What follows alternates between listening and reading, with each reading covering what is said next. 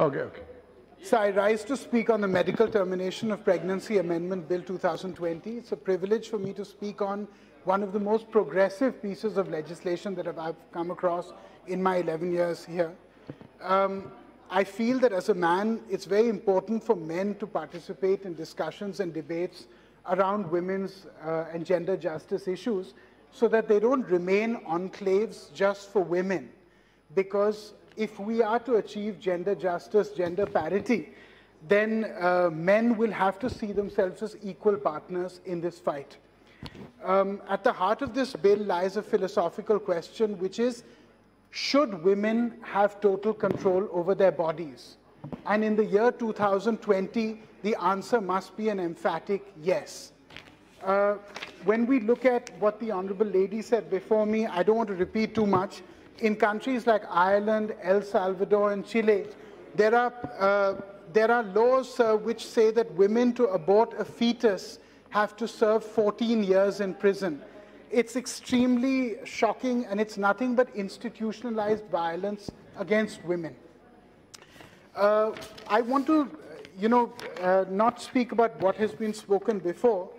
Instead, I want to congratulate the government on 2 or 3 things that they've done to elevate the atmosphere around this bill before I start speaking on it, which is one, expanding the provider base, which is in order to increase the availability of safe and legal abortion services. They have sought to increase the base of MTP providers by including those medical practitioners in Ayurveda or homeopathy who have OBGYN training and training in abortion services. I'd also like to thank the Honorable Health Minister for particularly laying emphasis on working with the National Health Systems Resource Center to develop modern training packages for the accredited social health activists, which we call the ASHA, to enable them to provide the required information to women at the community level. I also want to say that they've used nurses for the first time that have been registered with the Nursing Council of India to add support, and also auxiliary nurse midwives. Let's look at the statistics around this issue. Why is it of the utmost importance? According to the International Institute for Population Sciences, Mumbai and Population Council, Delhi, and the Guttmacher Institute, New York, we add up the incidence of unwanted pregnancies in India with respect to incest, rape survivors, and minors, differently abled women. What do we find? Over 19,000 children were raped in India last year. 6% of them became pregnant, right? That is 1,140 children that have already lost their childhood. Do we really want to punish them further more? This bill seeks to lift a large part of the burden that was on them. Of these 19,000 young girls and children, 80% were raped by somebody that they knew.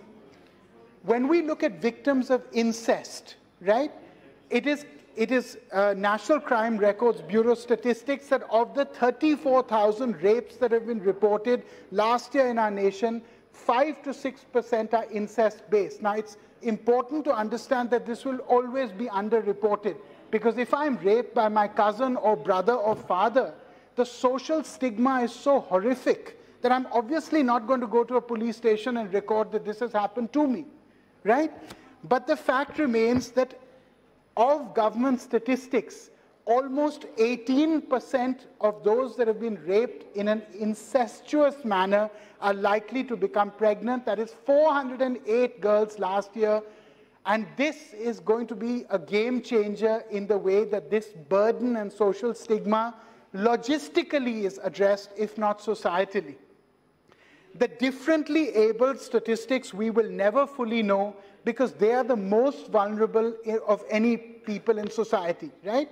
If a differently abled person is raped or molested, how on earth are they going to have the confidence? Sometimes they can't even express themselves properly, right? These are 250 cases just last year that have culminated in pregnancy. Now, if we allow abortion, if there's a risk of physical and mental abnormality, I think the government has wisely looked at this So there have been 175,000 children that have been born last year who are born with severe retardation, cerebral palsy, and severe birth defects. Now, the onus on deciding whether that child should live or not doesn't lie with the government of India. It lies with the parents. Yes. However, the fact that the government has extended to them this difficult but important option is something that the government must get a lot of credit for. It hasn't been done before. The bill also takes into cognizance the importance of the fact that more than 35,000 pregnant women die while giving birth every year in our country. Now, there is a substantial amount of information to tell us that there is a known risk to the life of the pregnant woman or of grave injury to her continuing health, which she knows about when delivering her baby. So the fact remains that this bill will give her the option of staying alive and remaining healthy. Now, the bill also maturely and realistically looks at the socio-economic complexity of modern life, where a pregnancy may occur as a result of a failure of birth control. This is the reality of our times. Now, this may be seen to be an unwanted situation which can impact the family or the person concerned in several different ways. Unfortunately, it is the woman in such a situation who is more often than not blamed for such a situation. In ensuring confidentiality, the bill does well to protect what could be a socially and morally awkward time for the woman. I would like to thank the government, the Prime Minister, Honourable Minister, in amending the previous bill and bringing forth this bill, which will take our nation one step forward in ensuring the dignity of the Indian woman. After agriculturists and lawyers, the biggest listed profession in this House is that of medical practitioners. I hope that thus the House will pass this bill in one voice. Thank you, sir. Thank you, Sri Dean Kuriakose.